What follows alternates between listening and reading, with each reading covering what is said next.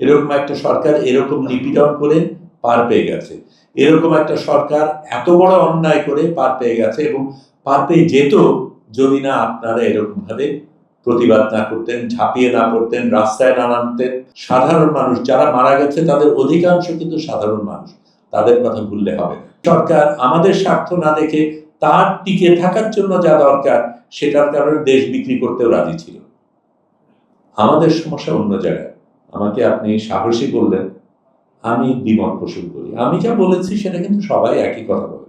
আমি কি বলেছি? চুরি ডাকাতি হয়, ব্যাংক লুট হয়, অনেক রকমের সমস্যা হয়। এই যে যেই কথাগুলি বললেন যে খুন, গুম, ক্রস ফায়ার এগুলি হয়, তো সেই জিনিসগুলি অবশ্যই হয়, কিন্তু সেটা তো আমরা সবাই জানি।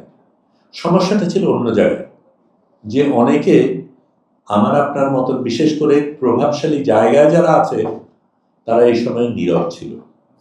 আমি সাধারণ মানুষ যা বলে আমি তাই বলেছি। চায়ের দোকানে যে আলাপ হয় সেই আলাপে আমি করেছি। এতগুলি মানুষ নীরব ছিল বলেই কিন্তু এরকম একটা সরকার পার পেয়ে গেছে, এরকম একটা সরকার এরকম নিপীড়ন করে পার পেয়ে গেছে, এরকম একটা সরকার এত বড় অন্যায় করে পার পেয়ে গেছে, এবং পার পেয়ে যেত যদি না আপনারা এরকম ভাবে প্রতিবাদ না করতেন, ঝাঁপিয়ে না পড়তেন, রাস্তায় না নামতেন এবং বলতেন যে না, বাংলাদেশে এটা হতে পারবে না, আমি আছি, আমি রুখে দাঁড়াবো। ওই রুখে দাঁড়ানোর মানুষ যথেষ্ট ছিল না। আপনারা এসেছিলেন, ছাত্র সমাজ, ছাত্রছাত্রী সমাজ এই ভূমিকাটা রেখেছে, সেটাতে আমি তাদের মোবারকবাদ জানাই। কিন্তু আমি মনে করে দিতে চাই তারা একা ছিলেন না। কিন্তু রাস্তায় রিক্সাওয়ালা ছিল, টোকাই ছিল, সাধারণ মানুষ যারা মারা গেছে তাদের অধিকাংশ কিন্তু সাধারণ মানুষ, তাদের কথা ভুললে হবে না। আমরা এখানে বসে বক্তৃতা দিচ্ছি, কথা বলছি, কিন্তু আমাদের এই ফুটানি আমাদের গার্মেন্টস শ্রমিকের কারণে, আমাদের প্রবাসী শ্রমিকের কারণে, আমাদের কিষাণের কারণে, এবং তাদের ঘাড়ে ভর করেই কিন্তু আমাদের দেশের এই উন্নতি, আমাদের দেশের এই এত এত কথা যে জিনিসগুলি করি। অথচ এই মানুষগুলিকে আমরা কোনো কালে সুযোগ দেইনি।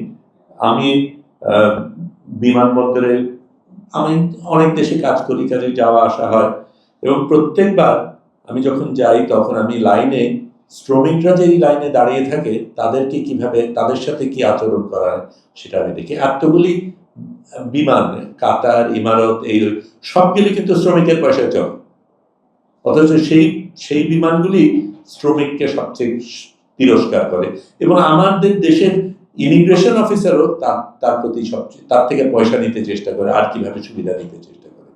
কাজে ওই জিনিস যদি আমি নাম বদলাই তাহলে এটা কখনোই হবে না।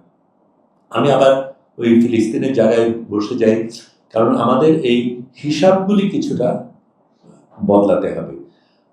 জার্মানিতে আমি একটা এক্সিবিশন কিউরেট করছিলাম, খুব বড় প্রদর্শনী, 3টা দেশ ধরে 18টা ভেন্যুতে, 3টা শহরে 18টা ভেন্যুতে আমি আমার সাথে আরো প্রাক্তন 2জন ছাত্রছাত্রীদের সাথে কিউরেট করছিলাম। 7ই অক্টোবর 2024-এর পরে হঠাৎ করে তারা ঠিক করলো যে আমি তো অ্যান্টিসেমিটিক, আমি ইসরায়েলকে প্রশ্ন করি, তার মানে আমি অ্যান্টিসেমিটিক। জার্মানিতে তো সেটাই সংজ্ঞা হয়ে গেছে।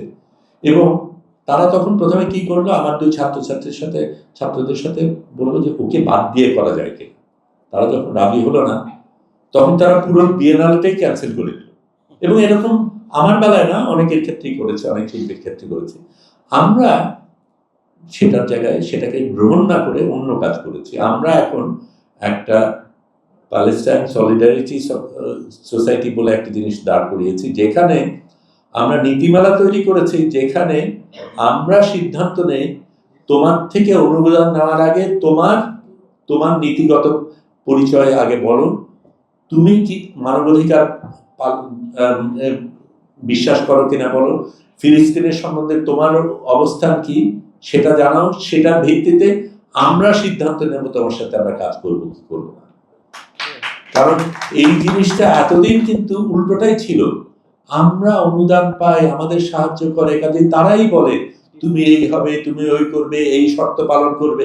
আমরা কিন্তু তখন কখনো তাকে প্রশ্ন করিনি তুমি কি শর্ত পালন করলে তোমার সাথে আমি কাজ করতে রাজি হব, এবং সেই জায়গায় আমাদের আসতে হবে।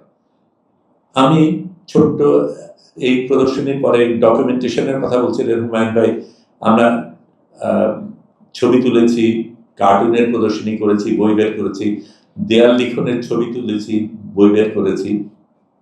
15,000-এর বেশি দেয়াল লিখনের ছবি আমরা তুলেছি, আলোকচিত্রীকে সারা বাংলাদেশে পাঠিয়ে সেটার থেকে বইও বের করেছি, প্রদর্শনী করেছি। কিন্তু যেই জিনিসটা আমার কাছে ভীষণ মজা লেগেছে এবং গর্ববোধ করেছি, যে এই দেয়াল লিখনগুলির মধ্যে যেই কথাগুলি বলা আছে, যেই বৈষম্য বিরোধী কথা বলা আছে, যেই পাহাড়িদের কথা বলা আছে, যেই সকল জাতি এক, সকল শ্রেণী এক, সকল ধর্ম এক, যেই জিনিসগুলো বলা আছে, আমাদের রাজনীতিবিদরা কখনো এই কথা বলার সাহস পায়নি। তারা এটার থেকে অনেক দূরে থেকেছে। তারা তাদের নিজেদের স্বার্থ দেখেছে, কে দলে যাবে, তার নেতা নেত্রী বেরোচ্ছেন কি বেরোচ্ছে না, সেগুলি নিয়ে তারা খুব ব্যস্ত। কিন্তু সাধারণ মানুষের চাহিদা নিয়ে কিন্তু সে খুব একটা চিন্তা করেনি। এবং সেই জিনিসটা আপনারা করেছেন। তার বাইরে আরেকটা ছোট্ট জিনিস বলি, আমার জন্য খুব গুরুত্বপূর্ণ। আমি নাহিদকে যখন অত্যাচার করা হয়েছিল, সে যখন হাসপাতালে তার সাথে দেখা করতে গিয়েছিলাম, এবং আমি সত্যি তার যখন দেখে ভীষণ খারাপ লেগেছে যে এরকম ভাবে একজন ছাত্রকে এরকম অত্যাচার করা হয়। আমি এটাও জানি যে তাদেরকে শুধু অত্যাচার করা হয়নি, তাদেরকে টাকার প্রলোভনও দেখানো হয়েছে। কিন্তু তারা অত্যাচারিত হয়েছে, টাকার প্রলোভন থাকা সত্ত্বেও তারা কিন্তু প্রতিবাদ ছাড়েনি, তারা পাল্টি খায়নি। যেই জিনিস এই পাল্টি আমাদের এখানে খাওয়াটা খুব সহজ। আমি 5ই অগস্টে টেলিভিশনে, তখন অগস্ট মাস, শোকের মাস, তাই তো বলা হতো, আমি তাকিয়ে কোন কোন চ্যানেলে কালো পতাকা দেওয়া আছে সেটা খেয়াল করলাম। সকালবেলায় যা ছিল, বিকালবেলায় কিন্তু অনেক ভিন্ন হয়ে গেছিল। এই পাল্টি খাওয়াটা আমাদের স্বভাব হয়ে গেছে, এবং অনেকেই এখন মুক্তিযোদ্ধা হবে, আপনাদের পাশে দাঁড়াবে, আপনাদের গুণগান গাইবে। এরা একসময় কি ছিল আমরা সবাই জানি। কিন্তু আপনারা সেই জায়গায় ওই অত্যাচারিত হওয়ার পরে, প্রলোভন পাওয়ার পরে আপনারা সেই জায়গায় যাননি, সেটার জন্য আপনাকে মোবারক।